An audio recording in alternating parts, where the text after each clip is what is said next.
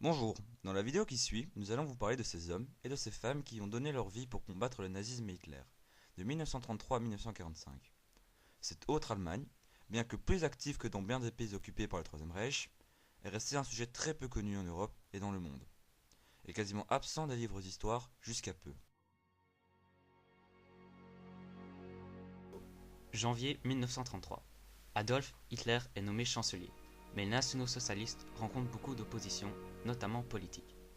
En effet, les communistes et les sociodémocrates furent les premiers opposants et résistants.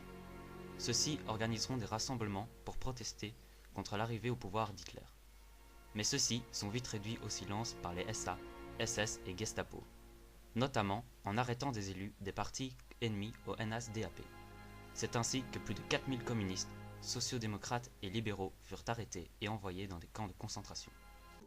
En mars 1933, lorsque le Reichstag fut convoqué pour voter les pleins pouvoirs d'Hitler, quelques membres du SPD, le parti social-démocrate, ont pris part au vote, malgré les menaces des SS et des SA. Ce fut les seuls à voter contre la loi. Mais peu de temps après, le SPD fut officiellement dissous, comme le Parti communiste peu de temps avant. Dès lors, la grande majorité de la population, bourrée de propagande nazie, suit Hitler et ne manifeste plus aucune résistance. Cependant, l'opposition civile contre Hitler continua d'exister, même devenue illégale par la suppression des partis politiques. Parmi ces petits groupes de résistants, nous trouvions des communistes et des sociodémocrates qui continuaient à lutter contre le parti nazi, malgré l'interdiction de leur parti. Les activités des résistants étaient très diverses. Du simple non-respect des lois jusqu'à l'attentat contre le parti, en passant par la distribution de tracts. Nous pouvons aussi noter une résistance de l'Église qui, même si officiellement alliée du Troisième Reich, joua un rôle dans l'interdiction officielle du massacre des handicapés mentaux dans les hôpitaux. Hormis ces groupes de résistants, il exista aussi des cas de résistance individuelle, sous forme par exemple d'attentats contre le parti nazi et Hitler. Le plus connu, l'attentat du 8 novembre 1939 de Georg Elser. Ce menuisier allemand prépara pendant un mois un attentat à la bombe, visant Hitler, qui passait une soirée dans une brasserie à Munich. Malheureusement, ce fut un échec.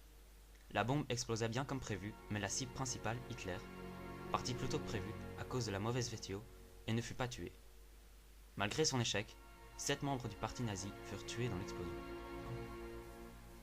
De 1933 jusqu'en 1939, 225 000 Allemands sont condamnés pour des motifs politiques à la prison et 1 million d'Allemands sont envoyés en camp de concentration.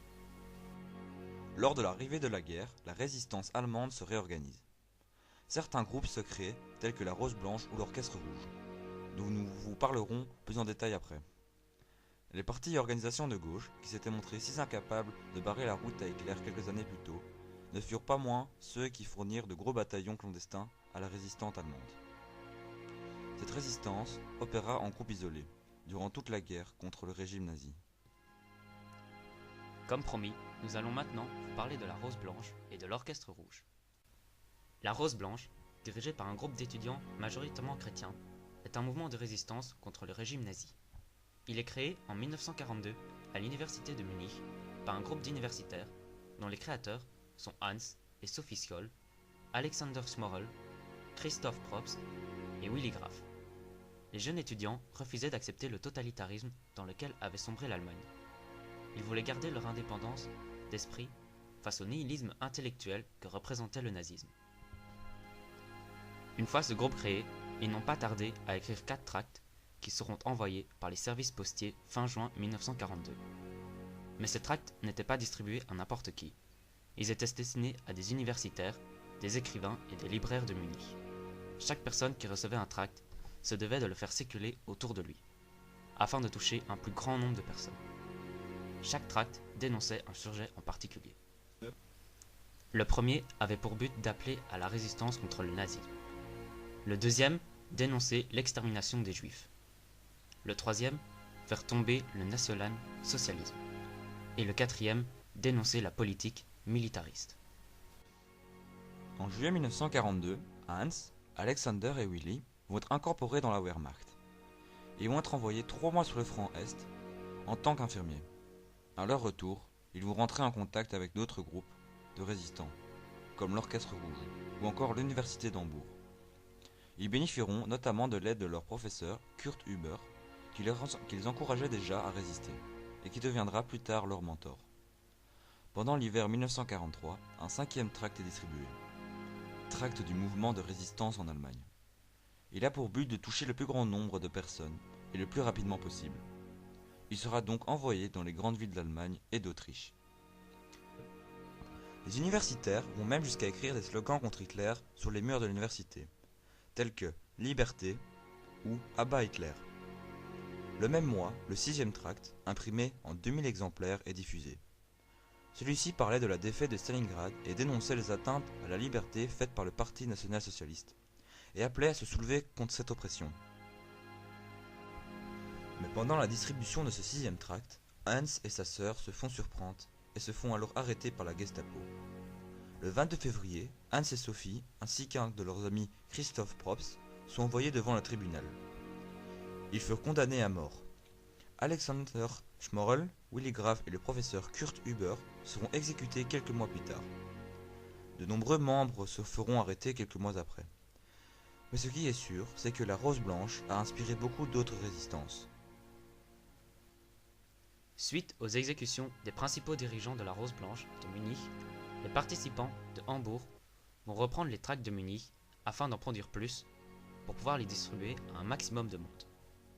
Ce mouvement regroupera à peu près 50 étudiants de l'université d'Hambourg. Les étudiants qui vont jouer les plus grands rôles vont être Margaretha Rose et Reinhold Meier. Tous les participants ont en commun une position de fond humaniste. La plupart considèrent comme utile une défaite militaire pour amener des changements politiques. Ils se prononcent avant tout pour la liberté de pensée, de presse, de la recherche, de l'enseignement, de l'art et de la culture. Ils sont contre la militarisation, l'anticommunisme, l'antisémitisme et l'idéologie de la race supérieure. Dès l'été 1943, ils vont être accusés de haute trahison. C'est alors qu'une grande majorité vont être incarcérés. En 1945, les survivants vont paraître devant la cour. Cependant, 6 d'entre eux vont être libérés par les troupes alliées.